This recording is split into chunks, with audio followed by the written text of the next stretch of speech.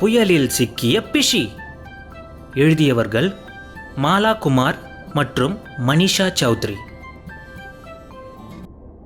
Busy சோகமாகவும் தனிமையாகவும் உணர்ந்தது.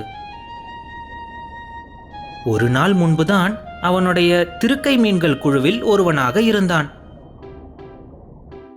அந்தமான் மற்றும் நிக்கோபார் தீவுகளின் கடற்கரையிலிருந்து வெகு தொலைவில் உள்ள ஒரு இடத்தில் ஏராளமான மீன்களை இந்த திருக்கை மீன்கள் சாப்பிட்டு மகிழ்ச்சியாக இருப்பதுண்டு. அழகான இந்திய பெருங்கடலின் அலைகளுக்கு மேலே எம்பி குதிப்பதும் கும்மாளம் அடிப்பதுமாக அவைகள் ஆனந்தமாக இருந்தன.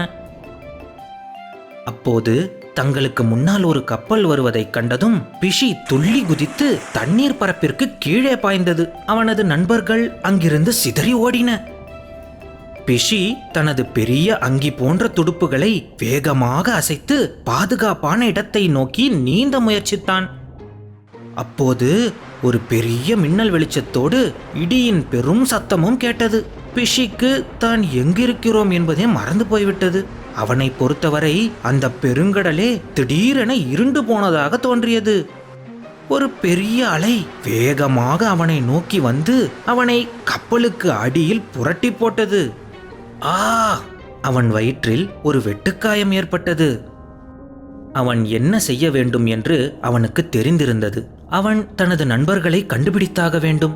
ஆனால் முதலில் அவனது காயத்திற்கு சிகிச்சையை செய்தாக வேண்டும். அதனால் கடற்கரையை நோக்கி தன்னால் முடிந்தவரை வேகமாக பிஷி நீந்திச் சென்றான். பிஷியின் இதயம் மிக வேகமாக துடித்தது.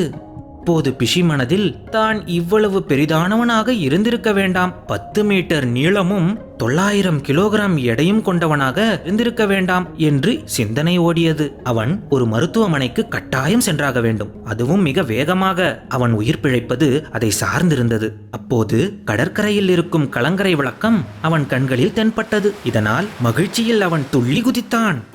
பிஷி மருத்துவமனையை வந்தடைந்தான், இயற்கையின் மருத்துவமனை. உடனே அவனை சுற்றி எண்ணற்ற மீன்களின் ஒரு பெரிய கூட்டமே நெருங்கி வந்தது. மற்ற நேரங்களில் அவன் சாப்பிட்ட அதே சிறிய மீன்களின் கூட்டம் இப்போது அவனுக்கு சிகிச்சை அளிக்கும் செவிலியர்களாக இருந்தது.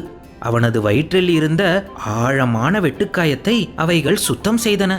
துப்புரவு மீன்கள் பிஷியின் கிழிந்த தோல் பகுதிகளை மெதுவாக கடித்து அவற்றை அகற்றின. விரைவிலேயே பிஷி நன்கு குணமடைந்ததாக உணர்ந்தான். 5000க்கும் அதிகமான பல்வேறு கடல்வாழ் உயிரினங்களை கொண்ட இந்திய பெருங்கடலை அவன் நேசித்தான்.